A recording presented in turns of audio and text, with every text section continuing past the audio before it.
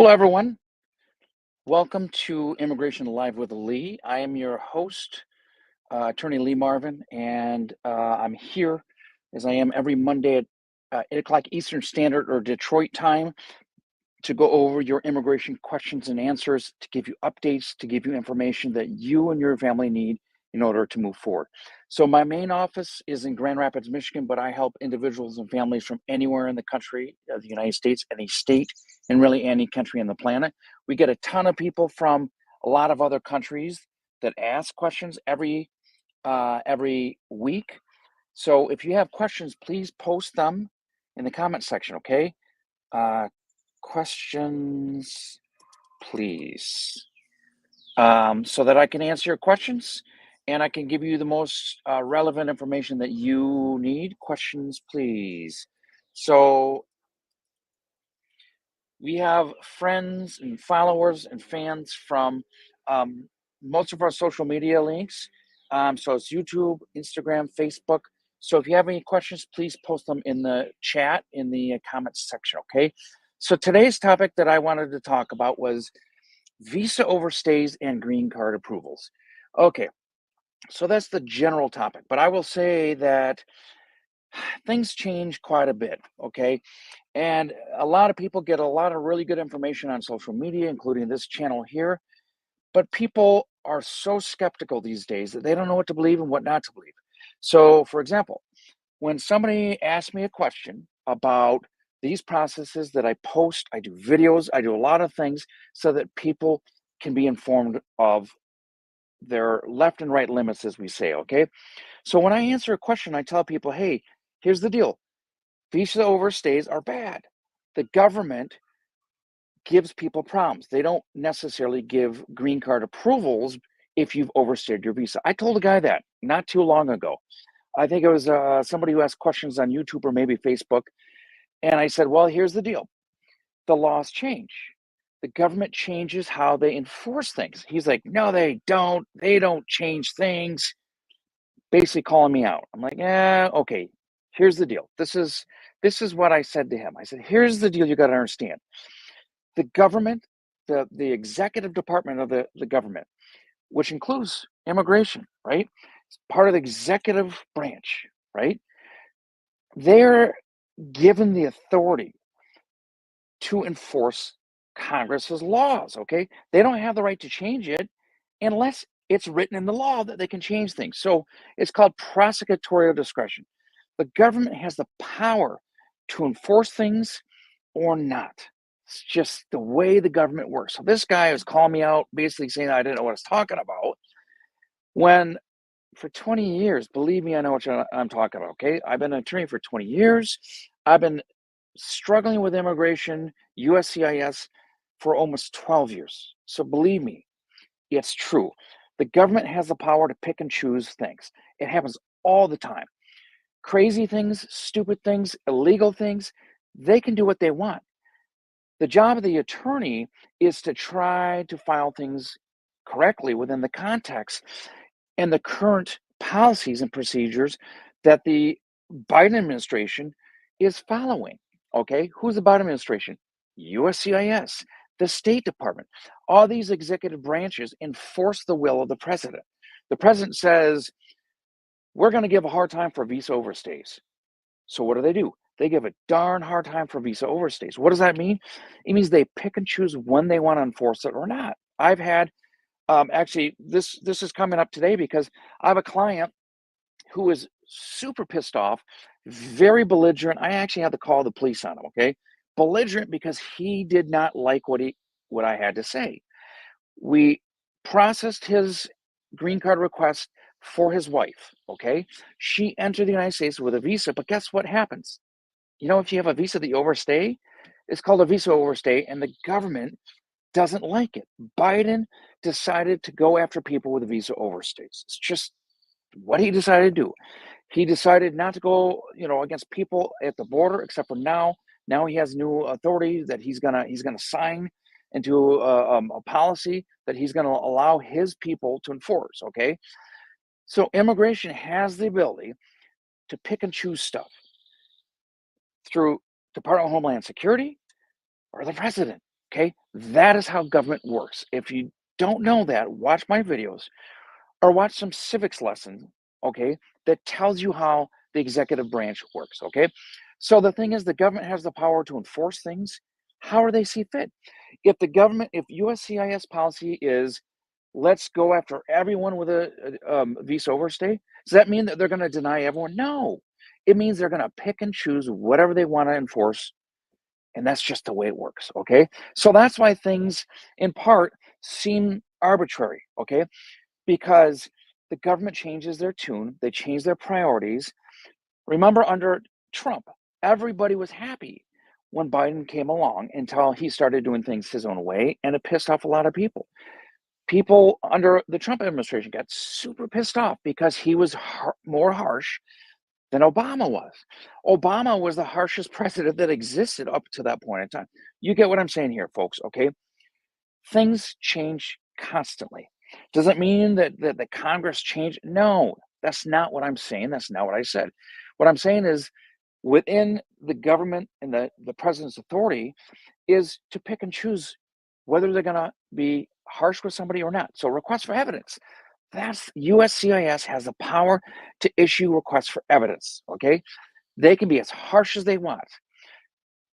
You know why? Because people usually will go away and they will hide under a rock because the government challenged them. Or you challenge them back. Okay. 9 times out of 10, if I get a request for evidence that I think is improper, um, I challenge it. And guess what happens? Every time the government capitulates, which means they do what they're supposed to, because most of them don't know what they're doing because they're part of a new organization, meaning a new group of people within USCIS trying to figure out how the government works. Okay, that's in part because of Trump, that's in part because of COVID. Lots of people quit. It was chaos. If you guys don't remember this, go back not too far in the past, a year ago. Look at what the world was like with immigration a year ago. It was freaking crazy. Okay, so all this stuff comes back and it changes constantly. So what am I saying here? I'm saying just don't give up, first of all, and don't shoot the messenger, because I don't make immigration policy. I try to navigate the system for my clients, and 95-ish% of the time, I'm darn successful. Does that mean people can't challenge me, say that I'm full of it, give me a crappy review on Google or Facebook or whatever? No, people can do that because we have free will. Doesn't mean they're right, just means that they're super pissed off and they want to challenge the whole world, okay? Because you can't challenge Biden, right? The only way to challenge Biden is at the election time, and most immigrants can't vote. So you challenge the government by having someone back you up and fight for you. Okay, so the only way to do that is by challenging things. Um, I've done it for years. I'm very good at it. Okay, doesn't mean I'm right 100% of the time. Heck no. Does it mean I try? Does it mean I give my clients the benefit of the doubt? Does it mean I do whatever I can? Yes. If that's not good enough for clients, then they can go to somebody else that's, has been arrested for felonies, because there's a lot of attorneys out there that are in bad situations. Okay. So moving on. Okay. I have our good friend Terry. Hi, Terry. How are you doing today again? Is there an embassy in Pakistan in Michigan? Negative. So Terry is one of our friends that lives here in Michigan. He wants to know if his girlfriend in Pakistan, he's trying to get her here, but there's challenges with some of his process. So he's asking, is there an embassy in Michigan? Hell no. There's a lot of people of Arab descent in Michigan, which you guys see all over the news. A lot of people, a lot of, quasi riots and things like that. There is no embassy in Michigan for Pakistan. There is for Mexico, but there's not for Pakistan. So I think you got to go to the website and check out where the nearest embassy is. It's probably Washington, D.C. I don't even know anymore if the U.S. has an embassy for Pakistan. Okay. So you need to check out the website and to see where that embassy is. It's not in Michigan. A lot of good friends from, Arab friends that are in Michigan, but I don't believe that there's many embassies in Michigan for people from the Middle East. Okay, so check it out. Check it out online, Terry, and we can definitely help you. Okay, um, so so the best thing you can do is check it out. And if you comply, we'll help you. I'm glad to help you. It depends what the process is. If it's a fiance visa, if it's a spouse visa, you got to get married, obviously. Um, so we can apply for you, but you have to have certain requirements for the fiance visa. For example, the 2-year meeting requirement. I try to get out of these with different waivers, varying degrees of success. But that is a very strict requirement for tourist visas, or I'm sorry, fiancé visas. So if you have a fiancé that has diplomatic relations from their country with Canada, you can do it in Canada. And then in Michigan, we're lucky because we're so darn close to Canada. People can go across the border of Canada, and there's options that other people don't necessarily have. So, Terry, I hope that helps.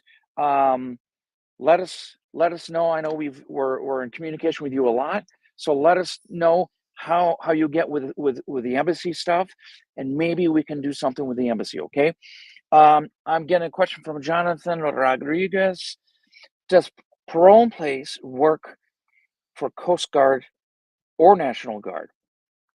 Oh, sorry, Terry, Chicago. Excellent. That's super close to us. So Terry, you might have to check with them in Chicago. Okay. So back to Jonathan. Pro in place. Heck yeah, absolutely. The Coast Guard, National Guard, Army Reserves, full-time Army, full-time Marine Corps, full-time Air Force, full-time military, part-time military. Part-time is the reserves, National Guard, Coast Guard technically is not necessarily part-time. They're full-time, but yes, the answer to that question, Jonathan, is absolutely. If you serve in those capacities, you can absolutely do parole in place. I've done it for many clients. So if you need help with that, I'm going to put the link here so you can reach out to us so I can help you with that. Okay. So there you go. Bam. So check us out if you need help with the parole in place. We've done it for a lot of people.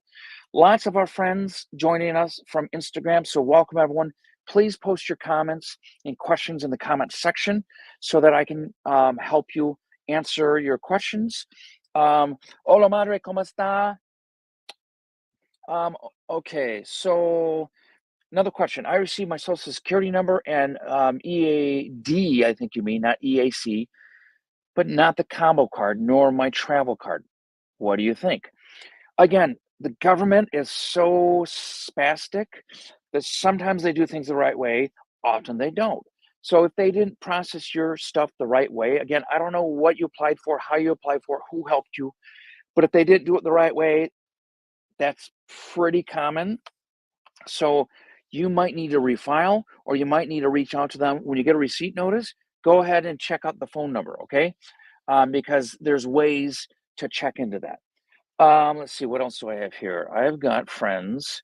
Um, so can I apply for a green card if I've a non-relative guardian to support? Illegal, but he has a social security number and he pays taxes. I'm 19 years old. SIJ, Special Immigrant Juvenile is the question. Can I apply for a green card? Yes, if you have Special Immigrant Juvenile, which is a phenomenal process, you don't need a relative sponsor. So if you've got a guardian that has helped you go through the Special Immigrant Juvenile process, that's all you need for that process. Okay, you don't actually need them to sponsor you for a green card, which means it doesn't matter if they have legal status in the United States, because they're not the one who has the authority to get you a green card. You have the authority to do it through the Special Immigrant Juvenile status. Okay, so that's the answer to that question. Let's see, what else do we have? Okay, I have a friend who overstayed due to illness. Can he file for asylum? Okay, this is a very common question. Okay, so visa overstays are taken very seriously by this administration. They're very harsh with it, but there are exceptions. Okay, I still have faith in the government, even though I have a lot of complaints about them, I still have faith in the basic processes. Meaning, if you have a very good reason for overstaying, if you can articulate, you can explain to the government why you didn't do what you're supposed to do, and it's a good reason, generally speaking, they're open to that. Okay. So I will say that a lot of these sorts of things, it needs to be articulated in the right way, which means you probably need to reach out to an attorney in order to fight for it the right way. But yes, it is possible to file for asylum even if you overstayed by a year. Okay, you got to show the need, and you got to explain to the government why you're able to do that still. So there are requirements for that. But yes, and I've done it many times. So if you need to reach out to me, you can schedule consultation so I can help you directly. Okay. Let's see. Let's see here. Let's see here. So I'm looking through the questions, see if there's any more that I didn't get. Um, yeah, you're welcome. Bexod. Yeah, I like doing these lives. I do it every week, and I've been doing it for a while. Um, because first of all, it's very interesting. As an attorney, as somebody who's practiced for 20 years, you got to stay on top of things. And the live is the best way to do it because I get relevant questions, tough questions a lot of time from clients that sometimes I have to go back and research. So if I don't have an answer for you tonight, reach back out to me again because some of the stuff it requires a lot of information that we can't talk about on a quick live. Most of the things I can at least feel the question and give you a general idea, but more specific things I might need to talk directly to you. So reach out to me, click a consultation link and things like that I have above. But thank you for that vote of confidence. Okay. Uh, okay. So we've got how long does USCIS taken to prove an I-130 for U.S. citizen filing for his wife overseas? It's already 9 months since they acknowledged and they received it, and it's okay, nothing outstanding. So again, let me put this link because I'm getting questions and somebody has requested the link again. I'm going to put the link to our consultations, okay? So if you want to schedule a consultation, this is how you do it with that link, okay? So back to the question. So how long does it take to approve an I-130? So in my experience, when I do them, they're 10 months to 12 months typically. That's just for the I-130. Then you have to go through the national visa process, and then you have to go to the embassy process. So getting a green card overseas takes longer, okay? Because there's technically 3 different parts to it, and it can take up to a year and a half, sometimes longer, depending on the country, how busy the embassy is, and all that kind of stuff. So that gives you a general idea of how long it takes, okay? I would say, okay, it's been 9 months. 9 months, you're getting close, but I wouldn't be surprised if it doesn't take several more months before you get the I-130 approved, okay? Uh, Okay, I'm kind of going backwards here, guys, just because it's easier when I get responses. So if I kind of answer this question, I apologize for that. I want to make a contract with you. Oh, okay. Can I apply for a green card? Okay, yeah. Okay, I get it. So I did go back in time a little bit. So yeah, we already took care of that one. Um, so do you have clients who got their? Do you have clients who got? Yes, their green card by special immigrant juvenile. Absolutely, I got a handful right now that I'm working on the special immigrant juvenile green card requests. So yes, absolutely. I've had a lot of experience with this. So reach out to me, okay? Um, okay, one second here. Okay, so again, people need to understand that we are in the Amazon age, but not everything works like Amazon. What do I mean that by that? I mean that the government is a huge organization full of bureaucrats that are inefficient and don't always enforce, or I'm sorry, they don't always follow the law. Okay, what I mean by Amazon, everyone thinks that you have a 2-day Amazon delivery. Everyone thinks that everything is going to be super easy, super quick. It's not how it works for the government, people. Okay, in this modern age, pizza delivery, sure, You'll get it. You'll get it in the time that you expect. It doesn't work with immigration. So make sure you don't lose sight of the reality of the world, okay? And again, type questions, um, so we can answer questions. Um, so again, I try not to be on a tirade too much with this stuff, but when people don't realize that the context of immigration is grounded in reality, right? Send questions. I misspelled that. Sorry. So it's grounded in reality. Okay, not all experiences are the same. The government responds the way they want. Ultimately, you can challenge them, you can sue them, you can do all these sorts of things. Most of the time, if it's done right, you don't have to. But that doesn't mean that everything's instantaneous, like on Amazon. Your return, yeah, I get my thing today, I can return it tomorrow. It's not how immigration works, okay? And people lose sight of that. So please keep the context of reality here. I think people outside the United States have a better sense of that than people inside the United States. But just keep that in mind, okay? So again, send your questions, even if I misspelled the word questions, okay? If you could do a video on filing processes for Jamaica, the different categories on the timeline. Okay, so just so you know, I have done that. And I will do, I will look to see when the last time I did that video is, because I do them about every month. So if you go to my YouTube channel and you type that into the question or the search, you can see my most recent question that has that information. I also have videos on there that tell you where to go to find more updated information. So you're not always relying on me to do a video. I basically teach you how to fish. If you understand that concept, teach you how to fish rather than waiting for somebody to give you a fish. Okay.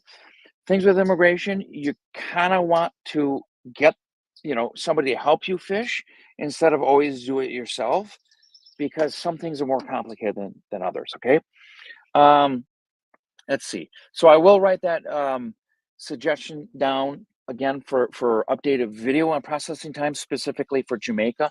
When you're looking at this, Jamaica is in the general world category. Okay, so there's China, there's India, there's the Philippines, there's Mexico, and then there's everyone else. Jamaica's part of everyone else. Okay, so you're outside of the individual country category because there's not enough people from Jamaica that the Congress has decided to give a special category to people from Jamaica. So you're looking at the world population, okay? So when you go to my video, that's what you're going to look at, okay? Um, again, send your questions. I'm looking toward the end of our time here together. I do it every week, so you can always come back. But if you have questions, I would love to see your questions in the comment section below. Because it makes the time go by and people can get value out of this half an hour period of time. So again, thank you. A lot of the friends that we have here every week. Let's see, what do we have here? Why getting a green card by special immigrant? Okay. I've answered a number of your questions and it looks like you're already going to reach out to me. So instead of answering 30 questions from you, let's talk, okay? And that's for Bexad, okay? Let's talk because it seems like you got a lot of questions and I can definitely answer them for you, okay? My I-130 permit jumped from 3 months to 12 months. Don't know why. Should I be worried? No, you should not be worried, but should you be irritated? Yes, you should be irritated because again, as I said earlier, if you were not on before, I said that the government changes things constantly. They enforce things in different ways. They're always tweaking things, juggling things, moving things. That's just another example of it. Should you be worried? No. If you already bought your plane ticket, yeah, you should be worried. Okay. So timing is everything with these things, which is why immigration, and I tell my clients, don't do things like plan your trip until you actually have the things you need in order to do it. Immigration is going to constantly tweak this stuff and move it around, change processing times, processing centers, especially coming up to the election. Okay, Biden it's a full court press for coming up for the election. Okay, Trump too. I don't know if Trump is going to be able to run for president. I don't know. It's a freaking crazy time right now. Biden and Trump, flip a coin. I don't know if either one of them have done a whole lot to help the immigrant population. Hopefully things get a little bit more consistent, because that's the biggest complaint I have. It's like, I can deal with your policies, good, bad, whatever, but be consistent, because that's how people who watch these videos are able to move forward in life, because the government is fair and they process things consistently. So watch for that stuff. I'm sure you guys have heard online, um, social media, about Biden is actually going to sign a new policy about this border stuff. It's been advertised. I talked about it 2 or 3 weeks ago. Basically, Biden's going to sign a thing saying that his administration has the power to put the smackdown on anyone who comes in the country illegally. So the glory days of people coming in through CBP app or just crossing the border, he's going to start enforcing the heck out of that. Okay, so stand by for what that means. Because, and again, send your questions. We're almost done here. Send your questions, please. I see a lot of people joining, so send your questions. So Biden, things are going to be changing a lot between now and election, especially after this border stuff. People aren't going to be allowed to file for asylum for that much longer. So if you think you have an asylum claim, you need to reach out to me and talk. There's the consultation link, because the time where people are going to be able to file for asylum is quickly leaving, because Biden is changing the rule again, okay? So when people say, oh, they don't change the law, no, but they change their enforcement policies. So check it out. Let me know if you have questions or if you need help with it. Let's see here. See if I have any last questions before I terminate for tonight. White green card. Okay, good. Can I fly domestically with my work permit? So currently, okay, it's work permit, traveling. The government has not started the what's it called? It's escaping my mind now.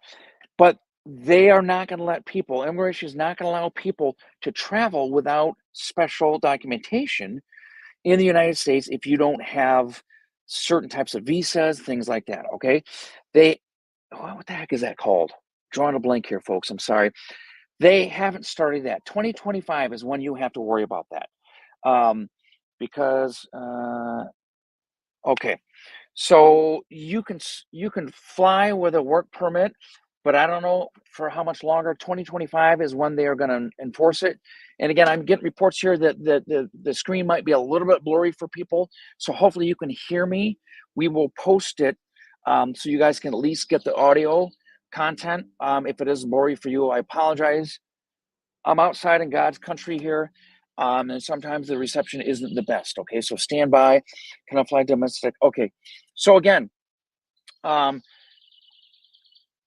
see here. Okay, thank you, Daniela. I love the background too. So, Lord have mercy. What was I going to say?